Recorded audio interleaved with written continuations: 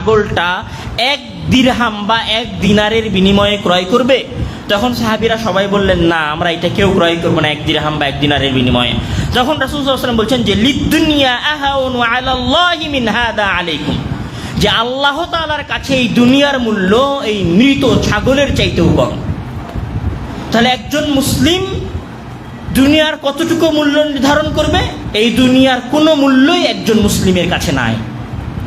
কোনো মূল্য, বিন্দুমাত্র মূল্য একজন মুসলিম এই দুনিয়াকে দিবে না। তাহলে কি একজন মুসলিম দুনিয়ায় জীবিকা অনুসন্ধান করবে না? তাহলে কি একজন মুসলিম দুনিয়ায় উপার্জন করবে না? অবশ্যই একজন মুসলিম তার সাধ্যমতো এই জিন্দেগিতে টাকা উপার্জনের, অর্থ উপার্জনের চেষ্টা করবে। ততটুকু চেষ্টা করবে যতটুকুতে তার শরীরের হক নষ্ট হবে না, ততটুকু চেষ্টা করবে যতটুকুতে তার পরিবারের হক নষ্ট হবে না, ততটুকু পরিশ্রম করবে যতটুকু পরিশ্রমে তার সন্তান সন্ততির হক নষ্ট হবে না। যেমন মহান আল্লাহ তাআলা পবিত্র কোরআনের মধ্যে বলছেন যে মান ইয়াকুলু রব্বানা আতিনা ফিদ দুনিয়া হাসানাতাও ওয়া ফিল আখিরাতি হাসানাতাও ওয়া কিনা আযাবান নার, যে আমরা এই দুনিয়াটা চাইবো কতটুকু? যতটুকুতে কল্যাণ আছে এই দুনিয়ার, বেশি না। রাসূল মহান আল্লাহ তাআলা আরো বলছেন যে ফাইদা কুদিয়াতিস সালাতু ফান্তাশিরু ফিল আরদি ওয়াবতাগু মিন ফাদলিল্লাহ, যে যখন তোমাদের সালাত শেষ হয়ে যায় তখন তোমরা জীবিকা উপার্জনের জন্য বের হও। তার মানে ইবাদত করার পরে, আল্লাহর দ্বীনকে ঠিক রাখার পরে যতটুকু এই দুনিয়াকে উপার্জন করা যাবে ততটুকু আমরা এই দুনিয়াকে উপার্জন করতে পারি। কিন্তু যখন এই দুনিয়াকে উপার্জন করার জন্য দ্বীন বাধাগ্রস্ত হবে, সেই জায়গাতে দুনিয়া উপার্জন করা হারাম এবং নিষিদ্ধ বলে বিবেচিত হবে। যতক্ষণ পর্যন্ত দুনিয়া উপার্জনের কারণে আমার দ্বীন বাধাগ্রস্ত হয়নি, ততক্ষণ পর্যন্ত দুনিয়া উপার্জন করা কি বৈধ। এখানে দুনিয়া উপার্জনের বিষয়ে আরেকটা কথা খেয়াল রাখা উচিত, যে রাসূল সাল্লাল্লাহু আলাইহি ওয়াসাল্লাম বলছেন যে কোনো ব্যক্তির লক্ষ্য উদ্দেশ্য যদি হয় দুনিয়া উপার্জন করা, তাহলে আল্লাহ তাআলা তার সামনে সকল কিছুকে বিক্ষিপ্ত করে দেন। বিক্ষিপ্ত করে দেন মানে হাদিসে এসেছে ফাররাকাল্লাহু আলাইহি আমরাহু, মানে আল্লাহ তাআলা তার বিষয়গুলোকে বিক্ষিপ্ত করে দেন। মানে একটা সমস্যার সমাধান করতে না করতেই আর একটা সমস্যা উপস্থিত হয়ে যায়, আর একটা সমস্যার সমাধান করতে না করতেই আর একটা সমস্যা হাজির হয়ে যায়। এক কোম্পানির সাথে একটা সমস্যা ছিল, সেই সমস্যা থেকে উত্তরণ হয় নাই, আর একটা সমস্যা শুরু হয়ে গেছে। আমি তেল নিয়ে এসেছিলাম, একটা তেল নিয়ে আসতে পেরেছি, আর একটা তেল হচ্ছে ইরানের হরমুজ প্রণালীতে আটকে গেছে। ব্যবসায়িক একটা চালান আমি কোনো রকম পার করতে পেরেছি, আর একটা চালান আমার আটকে গেছে। মানে একটা সমস্যা শেষ না হতে হতেই আর একটা সমস্যা আসা। তো রাসূল সাল্লাল্লাহু আলাইহি ওয়াসাল্লাম বলছে এটা কখন হয়?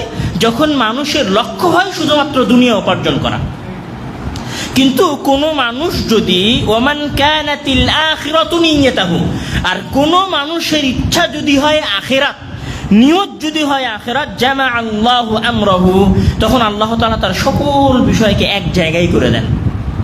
মানে তখন সে পেরেশান কম হয়, তার প্রয়োজন কমে আসতে শুরু করে। অনেক তার মানে খুব বেশি মানে এক শ্রেণীর মানুষ আছে আমাদের সমাজে যাদের প্রয়োজন ফুরায় না। দেখবেন লক্ষ টাকা সে ইনকাম করছে, তারপরে বলছে না ভাই এ মাসে খুব বেশি একটা টাকা উপার্জন করতে পারিনি। ওর বাসায় সব কিনেছে, তারপরে বলছে ভাই ফ্রিজটা যদি আর একটু দামি হতো তাহলে ভালো হতো। আর তার বিপরীতে আরেকজন মানুষ দেখবেন যে ওর বাসায় আগের যুগের ওয়ালটনের একটা ছোট ফ্রিজ আছে, তারপরও ওর মাথাতে এটা আসেই না যে আমাকে একটা দামি ফ্রিজ কিনতে হবে, আসেই না মাথাতে। কেন আসে না? এই না আসাটা হচ্ছে আল্লাহ তাআলার নিয়ামত। এক শ্রেণীর মানুষ দেখবেন যে সত্যি ওর সক্ষমতা আছে, হয়তো ও সবচেয়ে কম দামের একটা মোটরসাইকেল চালাচ্ছে, কিন্তু ওর মাথাতে একবারও আসেনি যে আমার এই মোটরসাইকেলটা বিক্রি করে আমাকে একটা দামি মোটরসাইকেল কিনতে হবে। এটা হচ্ছে আল্লাহ তাআলার নিয়ামত, জামা আল্লাহু আমরা। আল্লাহ তাআলা তার বিষয়কে এক জায়গায় করে দিয়েছেন, মানে তার প্রয়োজনকে কম করে দিয়েছেন।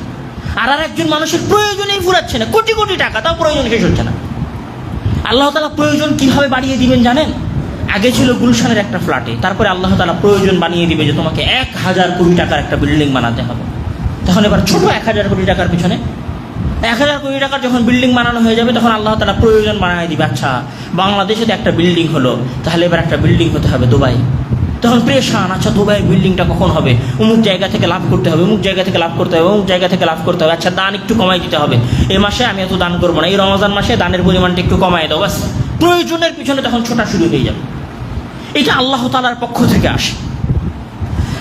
এটা গেল দ্বিতীয় ভোগ নিয়ে আমাদের দুনিয়া সম্পর্কে তৃতীয় কথা ইসলামের ধারণা যে একজন মানুষ দুনিয়াকে ভোগ করবে ততটুকু যতটুকুতে আখিরাত রক্ষা হবে। কথাটা আরো বেশি স্পষ্ট হবে যে দুনিয়াকে ভোগ করার মূলনীতি কি। দুনিয়াকে ভোগ করার মূলনীতি হচ্ছে যতক্ষণ পর্যন্ত আমি হারামকে হালাল বানাইনি ততক্ষণ পর্যন্ত দুনিয়াকে ভোগ করা যাবে।